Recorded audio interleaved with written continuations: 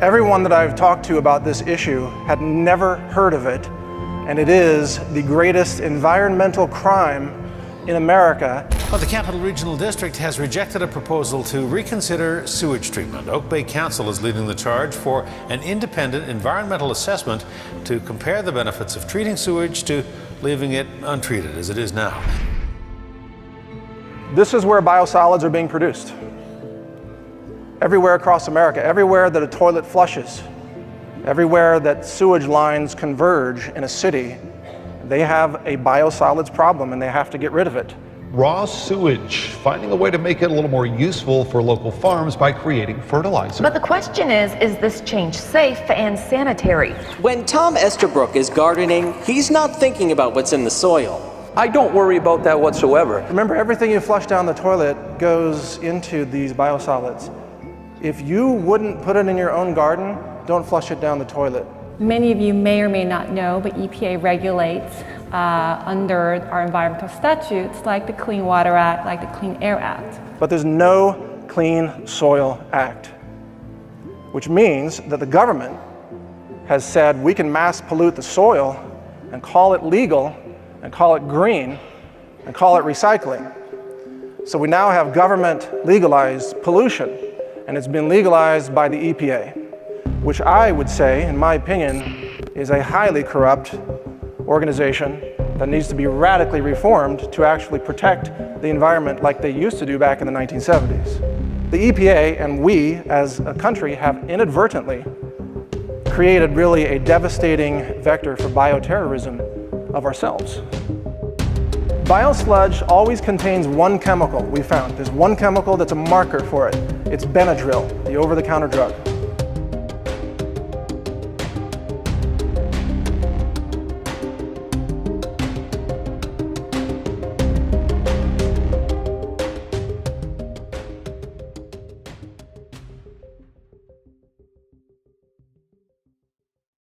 Our ecosystem is in the crosshairs of this biosludge industry.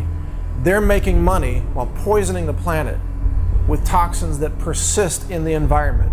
This issue is so much larger than at first it would appear. It's not just about toxicant exposure, it's actually about the very root of our species definition being completely undermined. Anyone can walk up to a sewage treatment plant, access a sewer line, and put tons of material in it that would never be detected. At a time when we've got the World Health Organization and the CDC very concerned about the rise of antibiotic-resistant superbugs, here we are, city by city, spreading infectious material, viral material, antibiotics in the biosludge with pharmaceuticals and hormone disruptors and immune suppressors. And then we wonder, well, why are people getting sick? Sewage sludge contains over 80,000 chemicals, and that's because the EPA made a rule that requires all industry to dump their industrial chemicals in sewage. And every year there's 1,000 new synthetic chemicals. And of course EPA keeps telling us it's nutrient rich. But what they are doing out of ignorance and greed is basically a form of domestic terrorism when unknowingly or unwillingly they spread the myriad of pathogens and toxins that cannot be eliminated from the natural environment. They are immune to prosecution, but let any scientist try faking data for his own personal gain, they don't last any time. They will be fired and put in prison. But fake data for the government in its interest, in the industry's interest, and you will be promoted and protected at the highest levels. So this is a problem that multiplies itself in our living environment. All it takes is one person in one city to create a tremendous infectious disease event that can be extremely costly. Any toxic chemical that a bioterrorist could want to use can be added to a sewer, go through the plant, be spread out in the surrounding city and countryside, courtesy of the municipal government. Nobody will know it until people start dropping dead.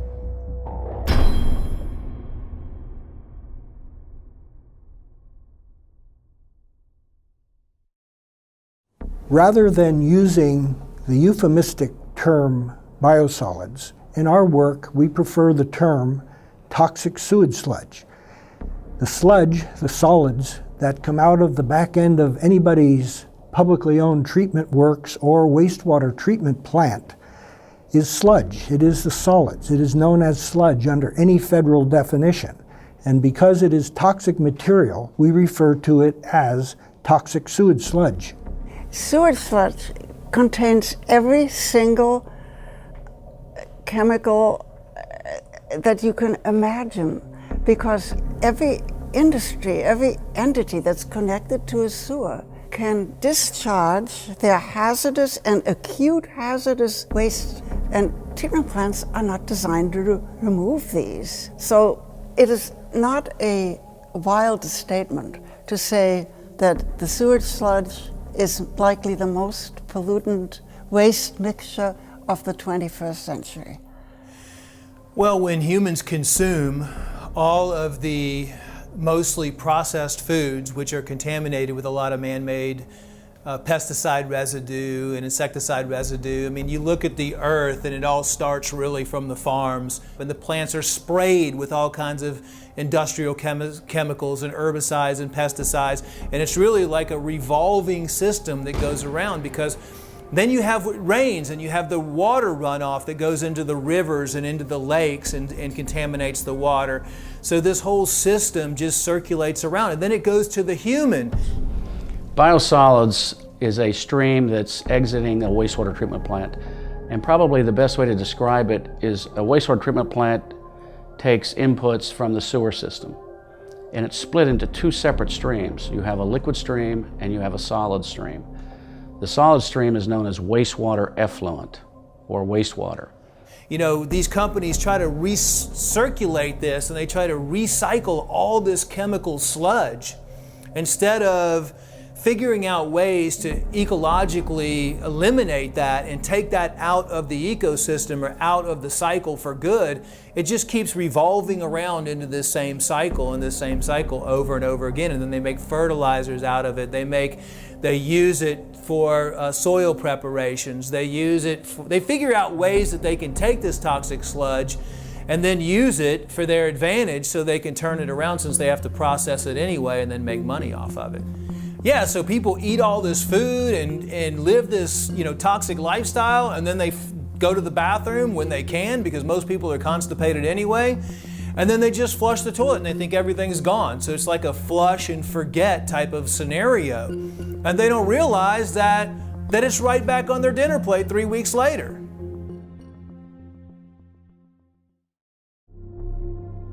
As part of our scientific analysis of biosludge products, we went out and purchased at retail in Austin, Texas, 3 different biosolids products that come from human sewage in different cities. Those products are Milorganite for gardens, Milorganite in the bulk bag for lawns, which comes from Milwaukee sewage. That's human sewage from the city of Milwaukee. And then Texas native Dillo dirt, which is human sewage from the city of Austin. These 3 products all make extraordinary claims about being eco-friendly and safe to use on fruits and vegetables, and even safe to use around children and pets. So let's take a look at the packaging and see exactly what they're claiming. So we want to be green, we want to protect the environment, so we're suckers for this kind of product, this Dillo dirt product, which has a cute little mascot with a little wheelbarrow. It doesn't say human feces on it. But at least on the back, in Austin, Texas, on the back of the bag, it says it recommends that you don't use this on crops for food production in humans. But animals, yeah, that's okay. Austin, Texas is by no means the worst. This is Milorganite. You notice the little eco-friendly label on the right? Look, it's eco-friendly. This is a bag of human feces, people, and it's eco-friendly. It's full of heavy metals and recreational drugs, hormone replacement therapy drugs, birth control pill drugs. I mean, eco-friendly? This is an insult. On the back, it's got a warning. It says, hey, guess what? It's got chemicals known to cause cancer and birth defects. A big takeaway from this is that we have to have our radar going full time. We have to be on our game. Anybody makes any claim to you that something's eco-friendly or all natural or even organic in this case, all those things are in essence false for this product, and yet these claims are very, very widespread. So I began to look at it. I found a book called Science for Sale by Dr. David Lewis, and I highly recommend this book. And Dr. Lewis saw his career destroyed by the EPA. We're going to protect the family farm, and we are going to end the EPA intrusion into your lives. A lot of people would blame President Trump for our problems today with the EPA. EPA was created by, I believe, Nixon during his administration. And like any government bureaucracy, over time it has been corrupted and more corrupted. And now you see it controlled by parts of it by industry. The sewage industry is one. They're controlling the biosolids through lobbying, through money.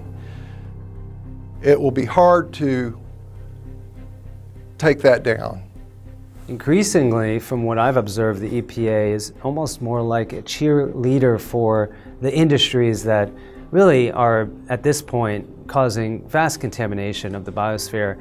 When recently Monsanto was allowed to petition the EPA to increase the exposure limits for Roundup, it was clear at that time that this was really a horrific decision due to the fact that we know now Roundup can actually act as a carcinogenic endocrine disruptor in the parts per trillion range.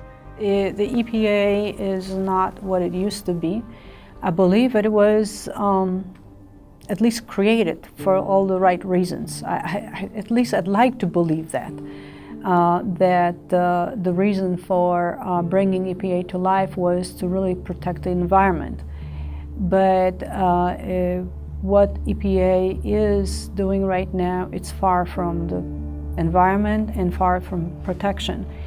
I think people like David Lewis, who was at some point EPA senior staff scientist, and who now are outspoken, independent scientific voices out there, can again have a say in how EPA functions.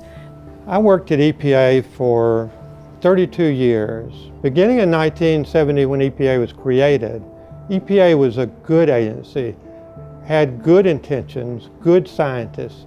That changed in 1993. There was a mass exodus of EPA scientists at that time. So the scientists that remain at EPA today is a different culture than when EPA was created.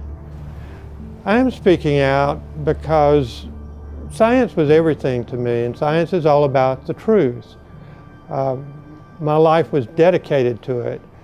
Once science at EPA was no longer about the truth, but it was about supporting certain industry practices and certain government policies, I wanted no part of it. But rather than walking out the door like many of EPA's scientists did when that happened, I decided to stay in. I filed a series of whistleblower lawsuits to get discovery documents. I wanted to understand how this happened, and I felt like I could do more for science to tell this story than I could in a laboratory producing data that would never see the light of day anyway. In the federal government, when data are fabricated, they can get away with anything in the way of fraud, covering up adverse health effects, faking data.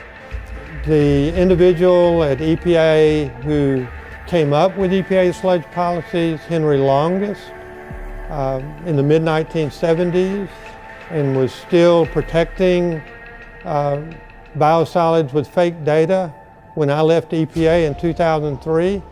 He received multiple presidential awards in the Rose Garden by President Bush, even though it was known all of the fraudulent activities he was involved with. They are immune to prosecution. But let any scientist try faking data for his own personal gain, they don't last any time. They will be fired and put in prison. But fake data for the government in its interest, in the industry's interest, and you will be promoted and protected at the highest levels. One of the very confusing aspects of this whole business of land-disposed toxic sewage sludge is based on the question, how can this be legal? If it is known to be so toxic, it is known to be the inciting agent of so many chronic and acute diseases, infectious diseases, cancer, neurological disorders. Well, it has to do with the U.S. Environmental Protection Agency. Years ago, they conferred the decisions on regulation and use of sewage sludge to the states. And the state departments of ecology or the state departments of environmental quality then had the right and the freedom to relax the regulations and adopt some EPA standards for concentrations of toxic, or to apply their own regulations. State agencies tend to be cooperative, so the State Department of Ecology in Washington State, as one example, collaborates very nicely with the State Department of Agriculture. And state departments of agriculture like to help farmers, and one way they help them is to figure strategy for reducing costs of farming, including the costs of fertilizers. Counties, on the other hand, and municipalities have an enormous burden of what to do with all the sewage sludge. Nearly every municipality has a wastewater treatment plant. All of the sewage sludge is toxic. Wastewater treatment plants, as I say, do not treat wastewater. They separate it into the solids and the water with the intent of recycling the water and beneficially recycling the solids. The problem is that the standards and the testing of the solids, what we refer to as toxic sewage sludge, are so low and so minimal that all of these flame retardants, pesticides, industrial chemicals, infectious agents from medical facilities and just from the general public, as well as from agricultural operations, all end up right back into our food supply and the environment. Rightly or wrongly, politicians are more concerned about their retirement and getting reelected. So it's, don't come in here and make waves. We have everything under control, and I have to worry about my retirement. You hear that so often with municipal workers. You know, I'm not interested in you making any waves. I'm not interested in saving a buck because it's not my money, it's somebody else's money. And I don't want to have to, you know, run the risk of maybe it not working, and then I look bad and somehow I end up sacrificing my career. All those are absolute inputs into why decisions are made on a municipal and a government level. And the municipality has farmed it out under contract to corporations that have very good legal staffs and will fight it tooth and nail. And they have no incentive in truly trying to uncover what not only the hazards, but what the probability of exposure would be. They have no incentive in going out because it's going to upset their business model. Industries want to protect their bottom line. They will do anything as long as it's not illegal, totally illegal. They'll find the loopholes in the law, and they will, you know.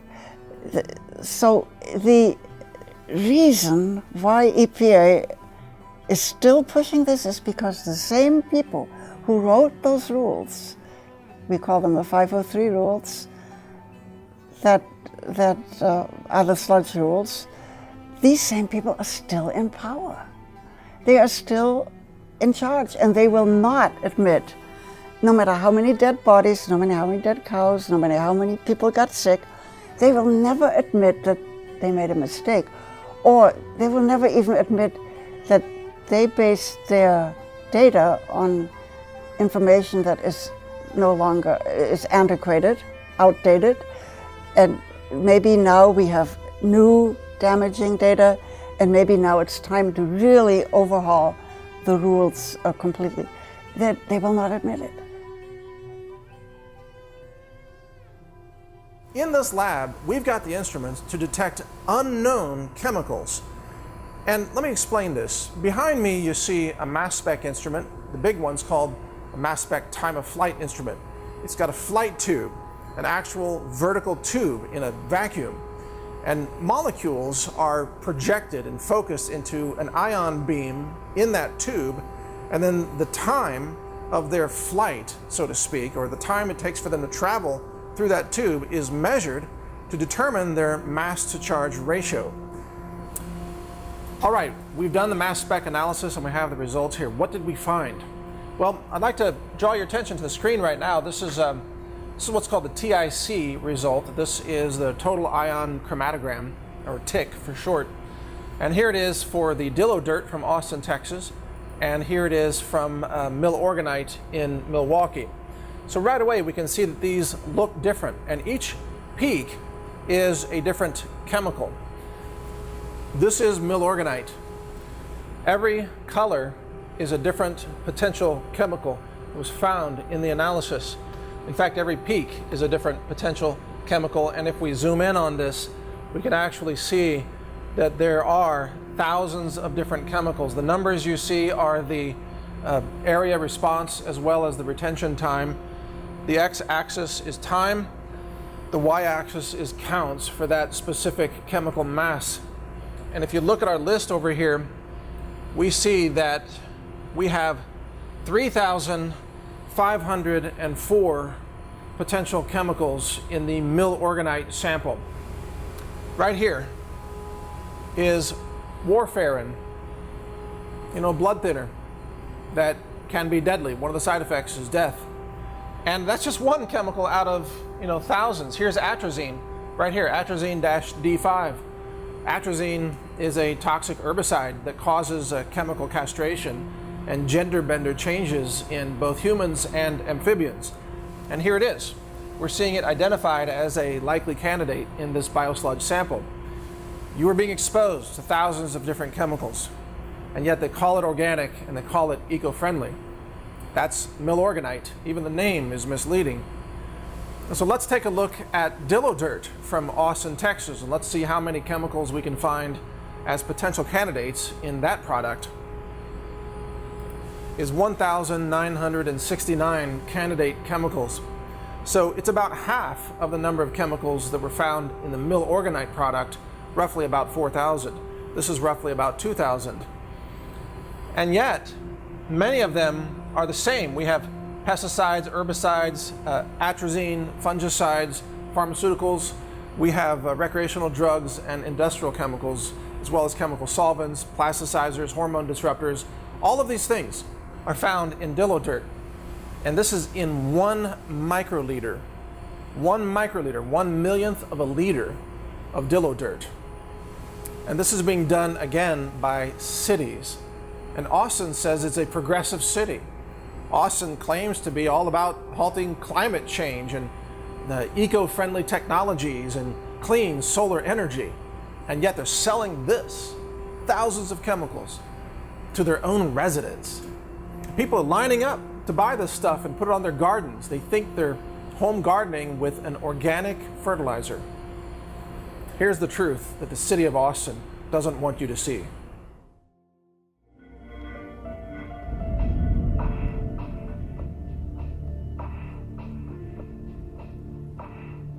I think one of the biggest issues with biosludge is that when we really look at our definition as a species today, we are primarily microbial as far as the genetic contribution alone. So microbes, fungi, bacteria, and those microbes come largely from the food we consume and ultimately the soil that it's grown in. So when you're using biosludge to produce the food that then becomes the basis for our microbiome and our species definition, this issue is so much larger than at first it would appear. It's not just about toxicant exposure, it's actually about the very root of our species definition being completely undermined, and ultimately the trajectory is towards the degeneration of our species if we continue using this as a soil amendment. When I first started researching sewage sludge or biosolids, I went after the pathogen question. And there are probably, a couple of dozen pathogens, in sewage sludge. I found that the chemicals in sewage sludge is something that the sewage community does not want to talk about. In fact, they refer to it as contaminants. When I researched that, I came across an EPA document called the Targeted National Survey of Sewage Sludge, and the last one released was in 2009, and it listed hundreds of chemicals in sewage sludge. Further research showed that sewage sludge contains over 80,000 chemicals, and that's because the EPA made a rule that requires all industry to dump their industrial chemicals in sewage, into the sewer system. So what the farmer's getting that doesn't even have a clue about are all these chemicals, and nobody can answer the question what degree of hazard, what concentrations of chemicals are in biosolids. About 90,000 chemicals in commerce today have already been discharged into soils and water and so forth. And every year there's 1,000 new synthetic chemicals. And of course EPA keeps telling us it's nutrient rich. This is a myth. I mean, yes, there are nutrients in there, there's nitrogen in there, but with this ability of industries able to discharge all their chemicals and into the waste stream, you have an unbelievably toxic containing material. This study that Ottawa U pointed out is a much better way of assessing sewage sludge contamination because it's a bacteria that survives virtually untouched through the anaerobic digestion process and that actually swims. Whereas the other bacteria, like the E. coli, they're only on the actual sewage itself, on the particles. But this stuff swims, it lives, and it's almost, they said it's really restricted to sewage, like it comes from our colons in our bodies. And so they recommended that it be used as the indicator. Well, of course, that study was just disappeared. Nobody's commented on it or done anything about it. Let's take a look at biosludge under the microscope. So we've got a digital microscope here, and we've got some millorganite on a white tissue, and we're going to zoom in and start to take a look at what we can see. Now you can see the structure of the pebbles, which look like boulders under here, but as we zoom in more, you start to see features of mysterious fibers that don't necessarily look like plant fibers. Many of them start to look synthetic as you really zoom in on it, and you can start to see that there are some very odd looking elements in this picture. What is this growth or structure there? What is this fiber? What are these chunks? And you can actually start to maneuver around the scene using this microscope setup. We're looking at essentially a dehydrated, pelletized form of human sewage. And it should be no surprise that it's full of all kinds of questionable and disgusting things. And throughout this landscape, you see mysterious fibers. Now we're starting to see more details about this structure. What is this yellow object that's lodged here inside the turd boulder? What does this look like? Microplastics. This is a kind of pollution, a kind of contamination that's in the oceans, and it appears to be here in the biosludge as well, connected to these other fibers. It's clearly a polymer, or resembles one, and we have all these other fibers and strands that are in this biosolid product. It looks pretty creepy. Is this something that you want on your food? We zoom in here, here's another, it looks like a polymer of some sort, mixed in with everything else and all these bizarre fibers. And whatever this mass is here that has glommed on to this turd boulder, you know, this is what you're putting on your garden, people. This is what's going on your food. First, notice that Milorganite from Milwaukee says it's eco-friendly. This is one of the big claims. Eco-friendly. So if you take a concentrated form of human sewage, viruses, heavy metals, even industrial waste, all kinds of toxins, and you concentrate them, you can call it eco-friendly, according to Milorganite. In small print, in complete contradiction to the primary claims on this label, they say that this product may cause cancer. This product contains detectable quantities of chemicals known to cause cancer, birth defects, or other reproductive harm, they say. They even say, by the way, do not apply near water, storm drains, or drainage ditches. You know why? Because if it runs off into the rivers and streams and oceans, it kills aquatic life. So they say, don't apply it where it might run off into the water. Instead, they say, apply this product only to your lawn and garden and sweep any product that lands on the driveway, sidewalk, or street back into your own garden to grow the foods that you're feeding your children. Now we get to Dillo Dirt, which comes from Austin, Texas.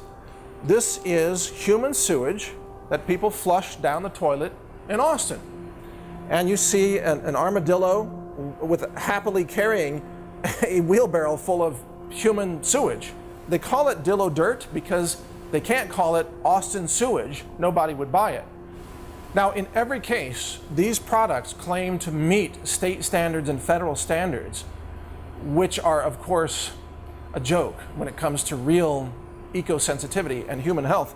This product says it's a sewage product of the City of Austin water and wastewater utility, which has been processed in a manner that meets all of the Texas Natural Resource Conservation Commission requirements for, quote, uncontrolled use as an organic soil conditioner.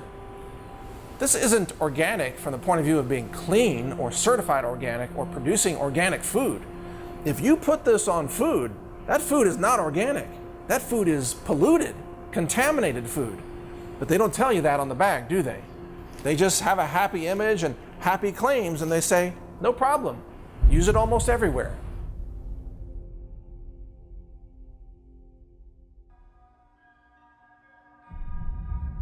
The E. coli, there's 157 different serotypes of E. coli in somebody's gut. So there is the potential, for example, the serotype of E. coli I have in my gut, probably my family has the same serotype. There's only one chance in 157 that the E. coli in your gut is the same in mine. So you could actually, your E. coli would make me very sick. So, but there's 156 chances out of 157 that I'm going to get sick if I get contaminated with your E. coli. All 157 varieties are in biosolids. And that's the problem. In the bioterrorism paper that I wrote, that is a serious concern, because now someone can go and take that, and it's not DNA traceable. It's as simple as going out to the field that you throw biosolids out, putting it in an 8-ounce jar, adding a little fluid, a little water to it, putting it in a spray bottle, going across the U.S. and spray it on salad bars as you go from town to town. 4.5 million people could be infected within 2 weeks. That's the reality. People can argue that, but they won't survive the argument. The subject of bioterrorism has been brought up, and if you consider Dallas, Texas, when it was tasked with Ebola, and the way Ebola works is it causes dehydration in the victim and in the form of diarrhea and also vomiting. And you got to think about where that went. It went into the sewer system. It went down the sewer system and ended up in biosolids. And in fact, the CDC had special sessions with sewage industry to talk about that. And they were closed door sessions. So I don't know what was said, but they had a concern. The same thing could be talked about bioterrorism, where a terrorist pulls into a hotel and flushes whatever down the toilet and contaminates, and then the sewage industry disperses for them. Yeah, I don't think their intention is terrorism, but it doesn't matter what their intention. The intentions are profit, I believe. But what they are doing out of ignorance and greed is basically a form of domestic terrorism when unknowingly or unwillingly they spread the myriad of pathogens and toxins that cannot be eliminated from the natural environment, and the general public, people that they don't have a recourse to protect themselves from it, and they are not aware what they're being exposed to, suffer the consequences. And yeah, it is a form of an environmental crime that is being committed. It is possible to create resistant strains by plan and intent to use as a weapon in biological warfare. The intent of that kind of behavior is to cause primary infections in people who may be consuming the food or water. The secondary, unexpected, but appreciated consequences of this activity is that all of the victims of this first biobomb bearer are the people who get exposed to the sewage sludge and the wastewater effluent, where all of these people discarded their own waste. So this is a problem that multiplies itself in our living environment. All it takes is one person in one city to create a tremendous infectious disease event that can be extremely costly. It's costly to the healthcare system, but also there are enormous economic costs because people who are infected are taken out of the workforce. So you have more than just the infected individual. You have a healthcare system that's compromised, and you have extraordinary economic impacts. After 9/11, I was put on EPA's short list of bioterrorism experts to contact in case of a bioterrorism attack on the United States. I submitted a report to EPA that my concerns was over land application of biosolids, because anyone can walk up to a sewage treatment plant, access a sewer line, and put tons of material in it that would never be detected, that would go to the sewage treatment plant, go out onto farms and contaminate our land. This is an open door, an open invitation to bioterrorism. EPA lacks regulations on sewage sludge. They'll go right, any toxic chemical that a bioterrorist could want to use can be added to a sewer, go through the plant, be spread out in the surrounding city and countryside, courtesy of the municipal government. Nobody will know it until people start dropping dead. When you dump these toxins into an ecosystem, you got to understand that that ecosystem is full of living animals that will then spread those toxins. So you've got birds, you've got ground animals such as squirrels, and you have insects, flies, just common flies, for example, that are attracted to this waste product, and then they spread it. Even moths can spread it. And these toxins then contain viral strains and bacterial strains and fungi. And this then gets spread out like an expanding biological weapon system.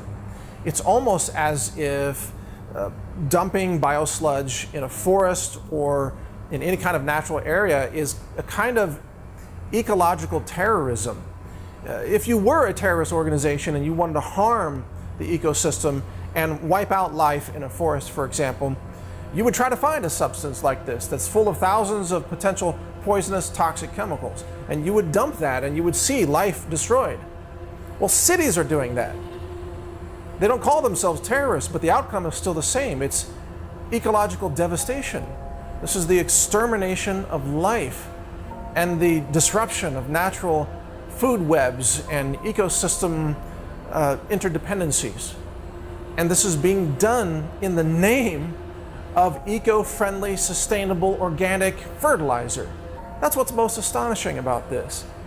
Here we have the absolute destruction of ecology, the destruction of life, the mass poisoning of our world in the name of being green. In this modern era, we would expect environmental firms and environmental organizations and environmentally sensitive agencies at all levels of government would be more concerned about human health and environmental health. For some reason, the need for human and environmental health have not caught up with our production of toxic waste. Residents of cities, of intense urban environments, seldom have an awareness of what happens to any of their toxic materials once they flush, once something goes down a drain. Where does it go? What happens to it? What is the fate of those materials? It's not that they are insensitive to environmental issues. It's not that they don't care about human health, but there is a fog over us as a nation that we assume that governments take care of us and that all of this toxic waste disappears out of sight not to cause further problems. New York City is known as one of the most environmentally sensitive cities in North America, as dense as the population may be. But when you make an inquiry of people in New York about where the sewage goes, they don't know. Many of them do know there are major wastewater treatment plants in New York, and they know that the water gets flushed right into their waterways that surround New York, but the sewage sludge itself is hauled by truck and train points west. Pennsylvania and other states west become the receiving grounds of these thousands, hundreds of thousands of tons of sewage sludge just from New York alone. And it goes on the food crops that go right back to New York, because New York City doesn't really grow any food crops of its own. So they're recycling the toxics right back into their own environmentally sensitive community. The toxic chemicals that are in sludge now that's been applied to land, most of those are going to still be a problem centuries from now in the soil. The next ice age will come and go, and when the ice recedes, there will still be heavy metals in all these soils. It's unimaginable what we're doing now from the standpoint of how unfixable this is if we let it keep going. I think the answer to this is pretty simple. I think it's money. And you can make a lot of money on climate change scare, and you can make a lot of money on easy money on distributing the sludge. And if you eliminate that, I think it is profit that drives those eco trends and scaring people into believing that glaciers will melt and we will all drown because the oceans will rise and all that, and because of a human activity.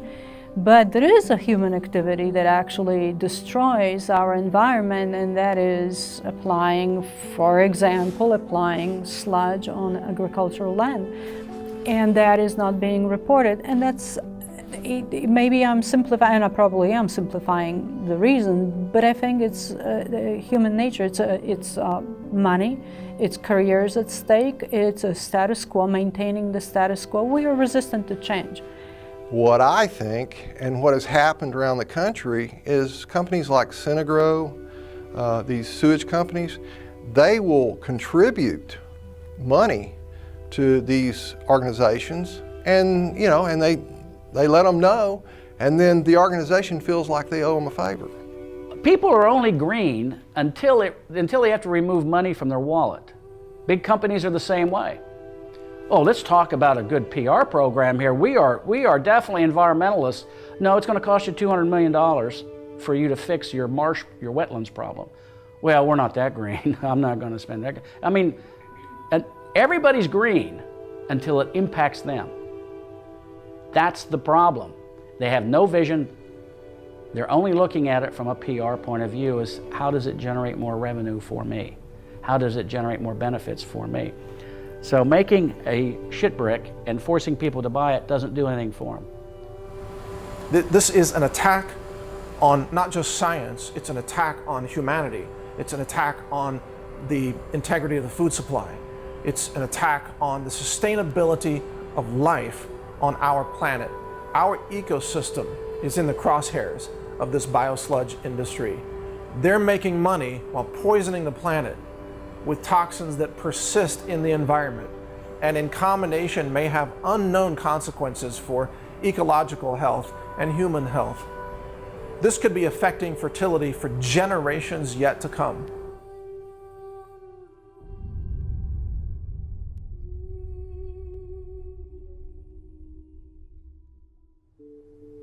We are creating a perfect shitstorm, literally speaking, by doing what we're doing with our sludge. That it's basically a perfect recipe for long-term horrible consequences for natural environment and for humans. And it is, whether unintentional or intentional, it is a perfect recipe for long-term dire environmental and health consequences. An approach like Switzerland, I believe, is one of they don't do any sludge application in farmland because people don't like it, and actually Swiss government listens to their people, and they used to do that, and people spoke their mind, and they don't anymore. They incinerate it. But other countries, such as in Scandinavia and Europe, Germany and Switzerland in particular, in many areas have totally forbidden and abolished the land disposal of sewage sludge. So by default, they have to move to the thermal conversion or thermal decomposition alternatives. So German engineering and ingenuity have come to the fore in the production of new thermal conversion systems for converting sewage sludge into useful products for industry. But by incinerating it, you see, you've destroyed the toxic organic molecules. You've destroyed the pesticides and the herbicides. You've destroyed the hormone disruptors and the pharmaceutical hormone drugs, HRT drugs and so on. It's the incineration that is the critical process here. Now, you haven't eliminated all the heavy metals, but you've eliminated the organic molecules, which really is the greatest threat to this, and you've killed viruses and bacteria and fungi. Incineration is such a simple solution. You might wonder, why aren't cities doing it? Well, because it costs them money. It takes energy to incinerate biosludge. And so instead of spending the money and responsibly eliminating the dangers of their sewage product, they instead package it and claim it's organic and claim it's eco-friendly and then sell it to people where it goes on to poison the environment. Well, temporarily, you can put it in, they all have waste disposal sites for their garbage, and they're all engineered and lined and everything else. And the sewage sludge can be mixed with the garbage and put in there. And one of the, one of the arguments is that, oh, well, that'll waste space that could be taken up for garbage, but it doesn't waste space because 70% of the sewage sludge is water. And so it's only going to take 30%, and half of that 30% of actual matter is going to turn into methane gas, and you catch it. You put a lid over you put a cover over the garbage dump, and you capture that, and you can burn it. You can even generate electricity with it, use it as a fuel. So that leaves like 10 to 15%, and that gets concentrated. I mean, that is all mixed in with the garbage, so it's filling in spaces and holes in the garbage. So the most that you're going to get from that is 10% of mass added from the initial amount. So it's crazy to think that is, we're going to waste space in the dumps. It's not. It takes up very little space. It's a very practical way. But you only have to do that on a temporary basis until you can get the gasification plants and the pyrolysis plants built. It's unfortunate about our youth that they're growing up in this contaminated world, okay? It's a fact that they are. There's just no telling what all is contaminating because they just won't run tests on it. We know that there are chemicals in our tap water. They have run tests on that. There are hundreds of thousands of chemicals that they found in tap water. So what are the chemicals that they're not testing for? Are they in tap water as well? And where do these chemicals come from? Did it come from Joe Smith dumping his prescription in the lake? I don't think so. It's coming from sewage, from farms, from the sewage plant. The only way to fix something like this is a public outcry. Future generations are going to have to deal with this. We're leaving nothing but polluted rivers for them to fix. And until somebody, and unfortunately it's going to take the younger generation, is going to have to step up and say, what are you doing to me? What are you doing to my offspring? Why are you allowing this to happen? They're going to have to change the way that politics is done. Somebody's going to have to get involved. And unfortunately, older people like me, we just want to step out. But it's the younger generation. In the changes that I've seen since the 60s are unbelievable. I can't believe that we've got to the polluted state, and this is in my lifetime. So that's less than 100 years. What's going to happen in 200 years if we don't turn this around? This is pretty serious stuff. Nature will always survive. I'm not so sure about human beings.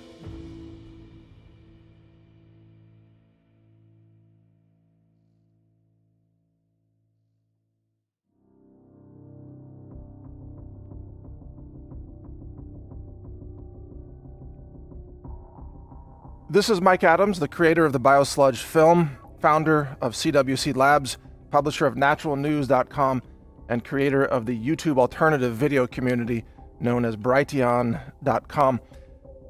I'm bringing you a special commentary here because every institution in the world is trying to hide this biosludge issue from you. Every institution, maybe an institution that you have come to trust. The corporate-run media is lying and covering it up.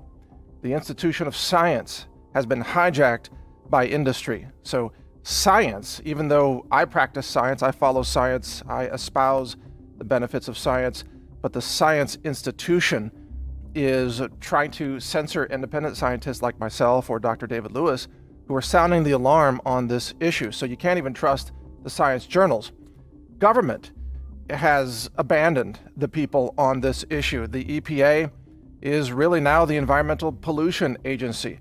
The EPA has become so corrupt and so beholden to the interests of industry that the EPA is frankly a clear and present danger to the people of the United States of America. There's no question at this point.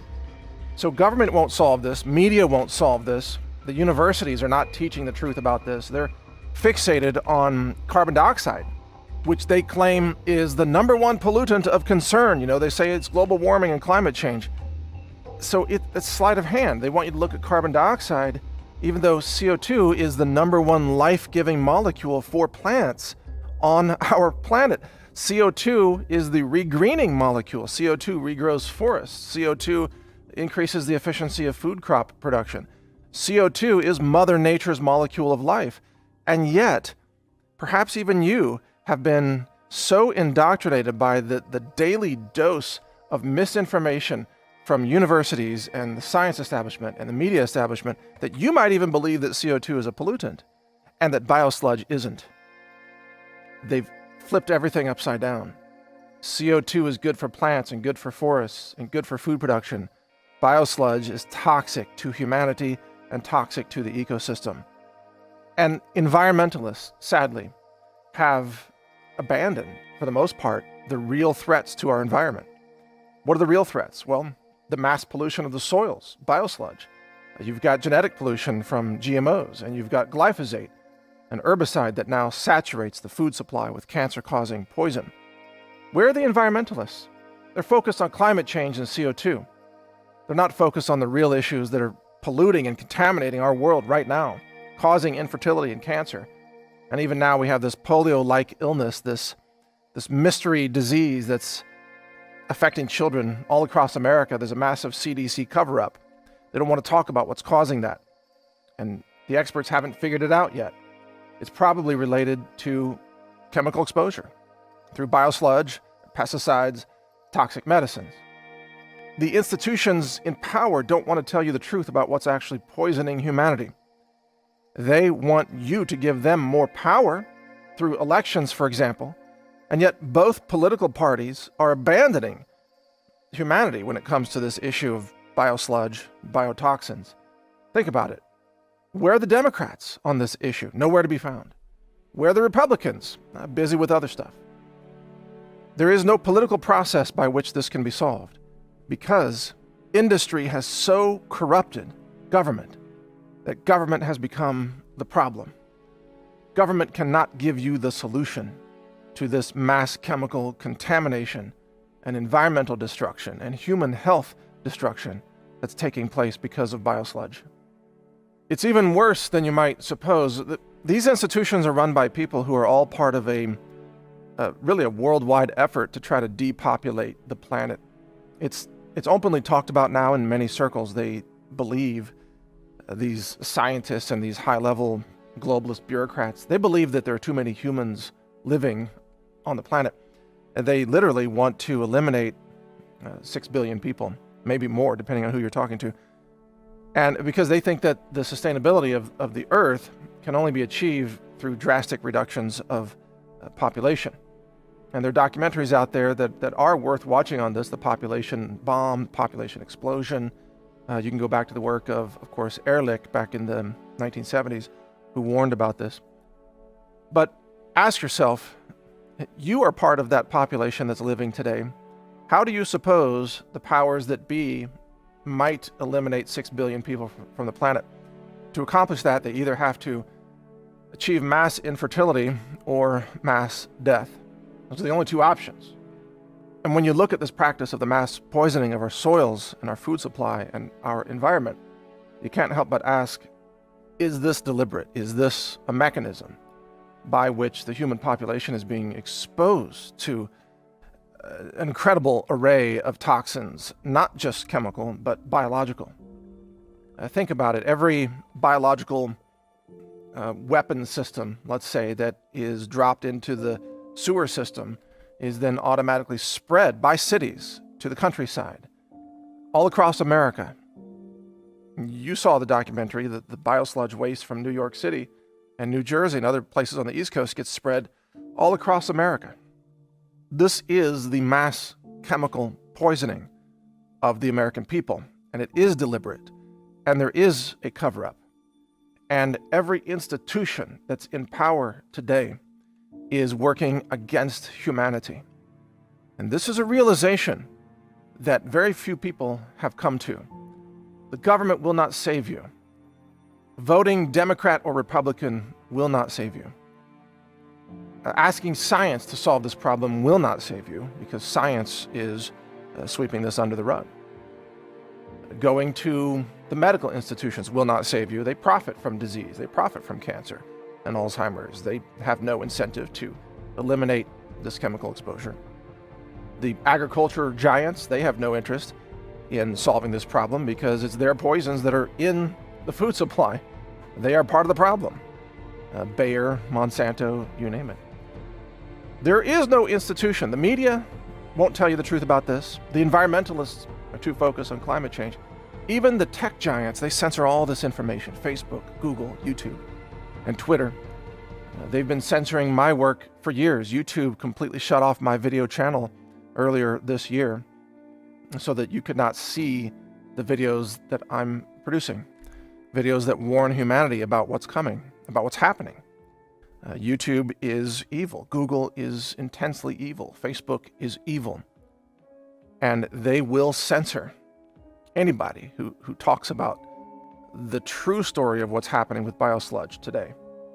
Because they do not support the environment. They do not support independent journalism. They do not support real science. They are controlled censors. They are controlled tyrants. They are authoritarians. And anyone who dares to question the status quo, even if that status quo is engaged in the mass murder of humanity, they will be silenced, censored, shut down, shut off the internet, and viciously attacked on top of that, smeared, slandered, you name it. I've had all that happen to me, which is why I've put out this film for free. It's why I'm encouraging you to post this film to your own YouTube channel. Just give us credit, link back to brighteonfilms.com, but post it everywhere. Post snippets from the film. And we're going to do more. In the name of humanity, we're doing more. And we've got films coming up, all science-based films that will absolutely blow your mind. The next one is actually a short film that it'll rock your world. And it'll be censored. But if you go directly to brighteonfilms.com, you'll be able to see it. In fact, let me give you a few tips how you can stay in touch with my work. Number one, you can read naturalnews.com. We have announcements there. You can join the email list there for daily email newsletters. Cover all this and much more. You can go to brighteonfilms.com and sign up to the email list there, and we'll alert you every time we release a new film. You can also just go to brighteon.com and join that online video community. And right now it's mostly political videos, but soon we're breaking that into segments. You'll have health, environment, survival and prepper videos, plus then politics and news. All that will be there in different segments, so you can choose the segment that you want. Most of all, you've got to wake up, and you've got to help wake up others. You know, there's such division in America today on politics, but it's all a scam. They've got us focused on hating each other for political reasons, or hating each other for race reasons, or some people hate white people now, and some people hate black people, some people hate Christians. This hatred and division, it prevents us all from working together as a human race to save ourselves from the massive death cult, really, that government and industry has become. This collusion between industry and government, it's a death cult. It's a murderous regime. And if we don't stop them, all of us together as human beings, if we don't stop them, they will destroy our world. They will destroy our ecosystems. They'll destroy the aquatic marine ecosystems. They'll destroy all the fish in the sea. They'll destroy the land, the air, and the water. They'll destroy the food supply, and this is part of their goal. They literally do not want you around. They do not want humans to continue to proliferate. This is their stated goal. So if you want to survive, if you want to have a future for humanity, somehow we the people must really overthrow this entire system of government and industry and corruption. And this is not against free market capitalism, it's against corrupt capitalism, corrupt free markets. Some of you may say, well, free markets are the problem. No, corruption's the problem. Because look at communist China, the worst environmental nation in the world, run by communists. They pollute everything. They're murdering their people with a severity that we can't even imagine in America today. Communism does not equal environmental stewardship, not by a long shot. But neither does a corrupt free market system. We need honest competition. We need a meritocracy, I believe. But we need to hold our governments and our corporations accountable. And so there's room for that on the political left and with conservatives and libertarians as well. Everybody who wants to live should be on the same side here, fighting against the mass pollution, fighting against the government corporate collusion and corruption that now typifies our society. It almost doesn't matter who you vote for anymore, you're still being poisoned. And so the solution cannot come through the ballot box. The solution can only come from we the people rising up and demanding an end to the murderous regimes of globalism that are trying to kill us off and kill off our children and even just erase our fertility.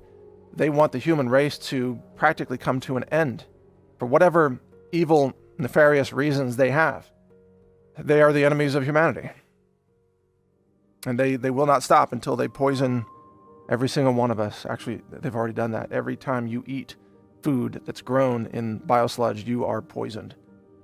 Just living in modern society saturates you with poison. You can eat organic, and that helps, and I advocate that. But even if you eat organic, your body still contains glyphosate, it still contains, hormone drugs, it still contains plasticizer, hormone disruptors and mimickers. You are being biologically altered by the chemical intoxication of our environment. Something's going to have to change, or the global ecosystem will collapse, and humanity will go down, and we will cause a mass extinction as we're going down. It's well underway. As Dr. David Lewis said in the film, the problems that we're creating today with Biosludged will last for centuries, if not millennia. They'll still be able to find the heavy metals in the soil, 1 million years from now, that we spread all across the lands. We've poisoned the land for millennia. The future of humanity, if it even survives this global onslaught, will be dealing with the pollution that we're causing now because we, the people in the present, were too foolish to stand up and stop the mass poisoning of our world, of our physical world, our soils, our food supply, our croplands, our forests. If we don't stop it, we don't survive. We don't make it. Now, I don't have children, but perhaps you do. I want your children to be able to survive this. I want your children to prosper. I want humanity to make it. And I'm going to use every effort that I can during the remainder of my life to try to save humanity from this evil agenda of mass poisoning, genocide, and depopulation. I'm going to use Brighteon films as an outlet for many of these science-based films that are coming out. I've got a multi-million-dollar laboratory facility, CWC Labs, of course, where we're doing much of this research. We've got multiple mass spec instruments working on a triple quad mass spec right now. I appreciate your support. You can support me in what we do and continue to fund these films by visiting my online store, where everything that we sell is lab tested to make sure it's clean. It's the cleanest supplements, the cleanest superfoods on the planet. We test everything. And that store is called healthrangerstore.com. You vote with your dollars. If you want to vote for our work in the name of humanity, just purchase products at healthrangerstore.com. Lab tested, high nutrient density, ultra clean, ultra potent, 700 different products for your home, green living, dietary supplements, all kinds of amazing solutions there. healthrangerstore.com. And the more support we get from you there, the more films we can make like this one. And the more we can expand our science lab, the more we can really do the job that needs to be done, the job that the EPA has abandoned, the job the FDA has walked away from, the job the government's supposed to be doing, but they've become a joke. We, the people, have to do this, and I need your help to get it done. So thank you for your support. I'm Mike Adams. We will continue to produce films like this on topics that affect all of us, regardless of your political affiliation, regardless of your race, your gender, your sexual orientation, your religion, your nationality. I want you to live. I want you to be safe. I love humanity. I have compassion for every living being. And if we work together, perhaps we can stop this mass poisoning of our world. Thank you for watching.